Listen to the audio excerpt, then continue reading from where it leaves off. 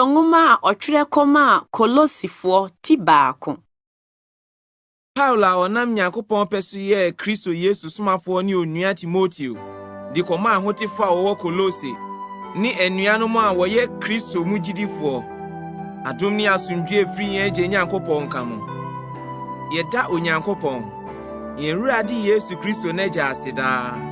Yɛn mpae a yɛbɔ ma mo. Efisɛ yɛate mo Kristo Yesu mu gyidie ne mo dɔ a mo de dɔ ahotefo nyinaa. Anidaso a ɛda hɔ ma mo soro. Asɛmpa no nokwasɛm a mo atie no nti. Asɛmpa no na ato mo. Sɛdeɛ ɛwɔ wiase nyinaa nso. Na ɛso aba na ɛkɔ so nyini. Sɛdeɛ ɛteɛ wɔ mo mu nso. Firi da a mo teeɛ na mo hunu Nyankopɔn adom no kure mu no.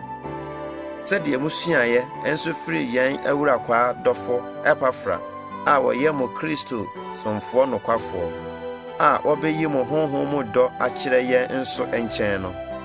Yɛnti yɛnso efiri da a yɛteeɛ no yɛnyaa mo tiri empaebɔ ne nkotesrɛ sɛ nipa mu hunu ɛnhyɛ mo ma honhom nyansa ɛne nteaseɛ nyinaa mu na monante sɛdeɛ fata Awurade na ɛsɔ n'ani koraa na maso adwuma pa nyinaa mu aba na mo nyina kɔ Nyankopɔn ho nimdeɛ mu na wɔde tumi nyinaa ahyɛ mo den sɛdeɛ n'anim wonyam tumi die tie no akɔbo asetɔ ne abɔdwokyerɛ nyinaa mu na mode anigye ada agya a wama yɛafata ahontefoɔ apagyadeɛ no pafafoɔ wɔ ɛhan no ase sɛ wayi yɛn afiri esum tumi ase ɛde yɛn aba ne dɔba ahenni mu ɔno mu ɛna yɛnya ɔgye a ɛne bɔne fafiri no.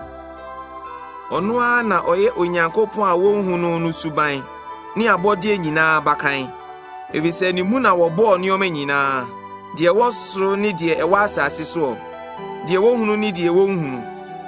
Nhingwa o, radio, mpanini o, tumidi o, nneɛma no nyinaa wɔnam ne so na ɛbɔɔɛ, na wɔbɔ maa no. Na ɔno na odi adeɛ nyinaa kan, na nneɛma nyinaa tim wɔ ne mu. Na ɔne nipadua a ɛne asafo no tire, ɔne fitiaseɛ ewufuo mu abakan, sɛ onni ade nyinaa mu kan. Efisɛ ɛsɔ Nyankopɔn ani sɛ ne mayɛ nyinaa bɛtena ne mu. Na ɔnam ne so apata ɔne ne nneɛma nyinaa ntɛm koraa. Ɛne sɛ ɔnam n'asɛnnua ho mogya so ayɛ asomdwoe nam ɔno ara so apata nneɛma nyinaa. Asase so die o, ɔsoro die o, ne no ntɛm. Na mo nso anka moyɛ ahɔhoɔ ne atamfo, adwene fam ne nnwuma bɔne mu no. Afei ɔnam owuo so apata mo ne no ntɛm, ne honam nipadua mu. Sɛ ɔde mo besi hɔ sɛ nipa kronkron a wɔnni dɛm, a asɛm bi ni wɔn ho wɔ n'anim. Nanso gye sɛ motena gyidie mu gyina mo fapem no so pintin a, moma wɔntwe mo mfiri asɛmpa a moteeɛ a wɔaka no wiase abɔdeɛ nyinaa mu, a me Paulo mayɛ ho somfoɔ no anidasoɔ no ho. Afei m'ani gye amanneɛ a mehunu me ma mo no mu, na mehyɛ Kristo amanehunu mu deɛ aka no anan mu wɔ me honam mu me ma me nipadua a ɛyɛ asafo no, a mayɛ ne somfoɔ, sɛdeɛ Nyankopɔn fie hwɛ dwuma a wama me mo fam sɛ menwie Nyankopɔn asɛm no tie no. Ehuntasɛm no efiri wiase brɛ ne awɔ ntoatoasoɔ no so huntaeɛ no, na afei wayi no adi akyerɛ n'ahotefoɔ, a Onyankopɔn pɛ sɛ ɔma wo hunu ehuntasɛm yi anim onyam ahonya amanaman mu, ɛne Kristo wɔ mo mu, ɛnim onyam anidasoɔ no. Ɔno na yɛka ne ho asɛm, yɛkasa kyerɛ enipa biara, yɛkyerɛkyerɛ onipa biara nyansa nyinaa mu sɛ yɛde onipa biara besi hɔ pɛpɛɛpɛ Kristo mu. Ɛno ho nso na meyɔ adwuma me brɛ, na medi apereperiɛ, sɛdeɛ n'ahoɔden adwuma a ɔyɔ no me mu tumi soɔ no teɛ. Kolosifo ngoma ti 2.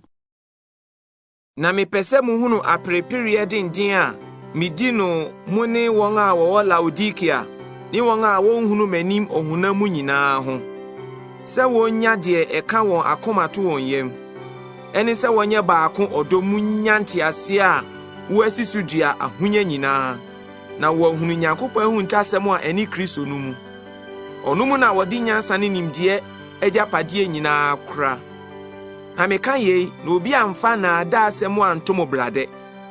Na sɛ mini hɔ honam mu mpo a, me ne mo wɔ hɔ honhom na m'ani gye sɛ mehunu mo kwan a mugina so ne mo gidi a ɛkɔ Kristo mu tim a atim no.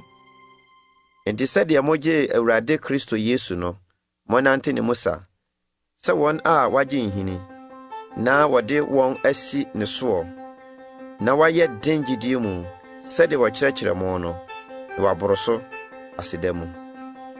Monhwɛ yie na obi amfa nyansapɛ ne nnaadaa hunu a ɛnam nipa atetesɛm ne wiase mfitiasesɛm soɔ, na ɛnnam Kristo so a mɛfa mu nomum.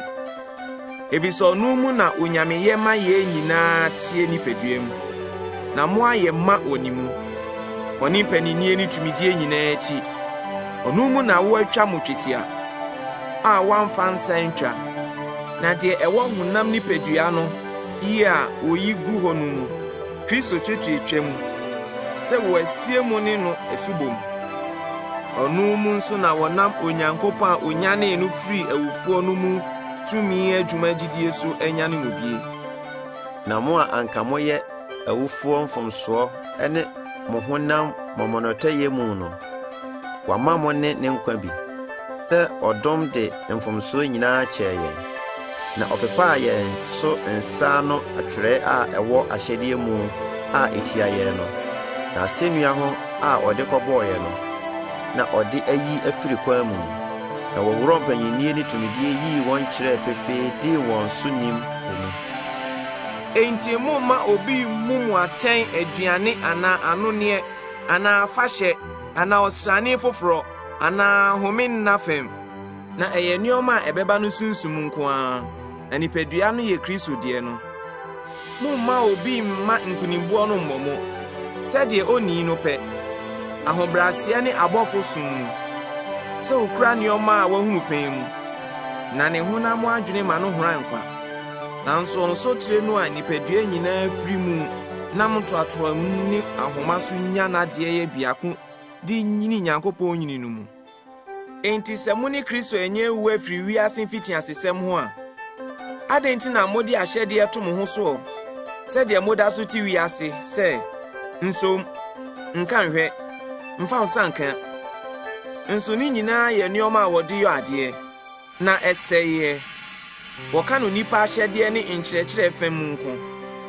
Asɛ nneɔma yi kyerɛ anyansasɛm, wɔn a wɔn pɛ so som ne ahobrɛaseɛ ne atirimuɔden a wɔbɔ wɔn nipadua mu deɛ, nanso ani boɔ, na mmom ɔmeɛ nko ara na ɛma honam meɛ. Kolosifoɔ nwoma ti 3. Enti sɛ moanya ne Kristo anyane a, monhwehwɛ deɛ ɛwɔ soro, deɛ Kristo tie hɔ wɔ Nyankopɔn nifa. Monwenwene deɛ ɛwɔ soro, na ɛnyɛ deɛ ɛwɔ asase soɔ. Na mawu, na wɔde mo nkwa ne Kristo ahunta Nyankopɔn mu. Na da Kristo a ɔne yɛn nkwa beyi ne ho adie no, ɛno na obeyi mo nso ne no adie animuonyam mu. Enti munku mo akwa a ɛwɔ asase soɔ no, adwamammɔ, afideɛ yɔ, akɔnnɔ nhyɛsoɔ, akɔnnɔ bɔne ne anibereɛ a ɛyɛ abosonsom. Yenum na ɛdi Nyankopɔn abufuo ba, ɛno na aka ne a muti mu no, mo nso mo nante mu. Na afei mo deɛ, munyi abufuo, kokobɔne, bɔnepɛ, abususɛm, ne aniwusɛm nyinaa mfiri mo anum mu. Munidi atoro nkyerɛkyerɛ mo ho. Munyi onipa dadaa no ne nneyɛe ngu, na monhyɛ onipa foforɔ a wɔyɛ no foforɔ kɔ nimdeɛ mu, deɛ ɔbɔɔ no no suban so no, deɛ Helani ne Yudani, twetiatwa ne mumnotoyɛ, ɔpɔtɔni, skitani, akoa anaa ɔde hyia bi ni hɔ bio, na mmom Kristo ne ade nyinaa wɔ wɔn nyinaa mu no. Enti ɛnam sɛ moyɛ enipa a Onyankopɔn ayi mo ahonteefoɔ ne adɔfo yi, monhyɛ ntimmɔborɔ, ayamyɛ, ahobrɛaseɛ adwene, ɔdwoɔ, abodwokyɛre. Na sɛ obi ne obi nya asɛm bi a, monhunu me ma mo ho na momfa nkyekyɛ mo ho. Sɛdeɛ Awurade de akyɛ mo no, sɛdeɛ mo nso monyɛ ne no. Na yenum nyinaa so, na monhyɛ ɔdɔ a ɛyɛ pɛyɛ ho ma no ngu. Na Kristo asomdwie ne panyini, mo akoma mu. Ɛno mu nso ɛna wafrɛ mo aba, nipadua baako mu. na monye nipa a wɔwɔ ayɛ. Momma Kristo asɛm no entena mu bebree. Monkyerɛkyerɛ na monkasa nkyerɛ mo ho. Nyansa nyinaa mu, momfa sankuo so dwom ne ayɛyie nnwom ne honhom mu nnwom ento dwom ɔdɛ so mo akoma mu ɛma Onyankopɔn. Na biribiara a moyɔ no asɛm mu anaa adwuma mu no, monyɛ ne nyinaa Awurade Yesu din mu ɛmfa ne so na Agya Nyankopɔn ase. Ɔyerenom, umrɛ mo ho asɛm ma mo kununom sɛdeɛ sɛ Awurade mu. Okununom, monnɔ mo yerenom, na monhyɛ wɔ ahometeɛ. Mma, muntie mo awofo asɛm ade nyinaa ho. Yei na ɛsɔ Awurade ani. Agyanom, munnyi mo mma abufuo, na wɔakoma ntu. Nkoa, muntie mo honam fam wuranom asɛm ade nyinaa ho. Ɛnyɛ ani susum mu, sɛ wɔn a wɔsɔ nipa ani, na mmom akoma kron mu, sɛ wɔn a wɔsuro Awurade. Na adwuma bi a moyɔ no, mumfiri ɔkra mu nyɔ no sɛ moyɔ ma Awurade, na monnyɔ ma nipa. Efisɛ munim sɛ Awurade nsɛm na mubenya apagyadeɛ sɛ akatua. Na Awurade Kristo na mosom no. Na deɛ ɔyɔ deɛ ɛntene no benya deɛ ɛntene a ɔyɔe no so akatua. Na nipa anim hwɛ nim. Kolosifoɔ nwoma ti 9. Awuranom, momfa deɛ tene na ɛyɛ pɛ ma nkoa. Efisɛ munim sɛ mo nso mo wɔ owura ɔsoro. Munkura mpaebɔ mu a, na momfa aseda nnwɛn wom. Na mommɔ mpaeɛ ma yɛn so bi. Na Onyankopɔn hini asɛm no pono ma yɛn. Na yɛaka Kristo ahuntasɛm a yɛntimi da homa mu yi. Na mayi no adi. Sɛdeɛ sɛ kasa. Monnante nyansɛm wɔn a wɔwɔ akyire no fam. Na monhwɛ mo adagye yie. Momma mo kasa ho mmrɛ nyam daa nkyini wom. Na moahunu sɛdeɛ ɛsɛ sɛ mubua obiara. Tiiko bɛba abɛka mo me ho nsɛm nyinaa. Onuadɔfo a ɔyɛ ɔsomfo nokwafoɔ ne mawura kwa Awurade mu no. Yɛn nti na masoma no mo nkyɛn. Na moate yɛn ho asɛm, na wakyekyere mo werɛ. Na mede Onesimo, onua nokwafoɔ dɔfo a ofiri mu mu no, meka ne ho. Wɔn na ɔbɛma mo ate ɛha nsɛm nyinaa. Aristako, yɔnko domum ne Barnaba wɔfa ase Marko a munyaa ne ho nkra no. Sɛ ɔba mo nkyɛn a, munyi no fɛ so. Ni Yesu a ɔfrɛ no Yusto, wɔn a wɔfiri twetiatwa mu no, kyia mo. Yenom nko ne me yɔnko adwumayɛfoɔ Nyankopɔn ahenni no fam, na wɔayɛ me awerɛkyekyere. Kristo Yesu akoa Epafra a ofiri mo mu no kyia mo. Daa odi aprepere ma mo mpaebɔ mu, sɛ monyina hɔ pɛpɛ. Na moayɛ ma Nyankopɔn apɛdeɛ nyinaa mu. Na medi no adanseɛ sɛ ɔbɔ mmɔden pii ma mo, ne wɔn a wɔwɔ Laodikia ne wɔn a wɔwɔ Hierapoli. Luka, odiɔfoɔ dɔfo no, ne Dima kyia mo. Monkyia anuanom a wɔwɔ Laodikia ne Nimfa, ne asafo a ɛwɔ ne fie no. Na sɛ wɔkenkan nwoma yi mu nkyɛn wie a, momma wɔnkɔ kenkan no Laodikiafoɔ asafo no mu bi. Na mo nso monkenkan deɛ ɛfiri Laodikia no.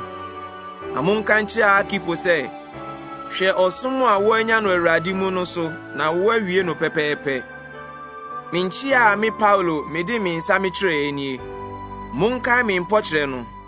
Adom nka mo.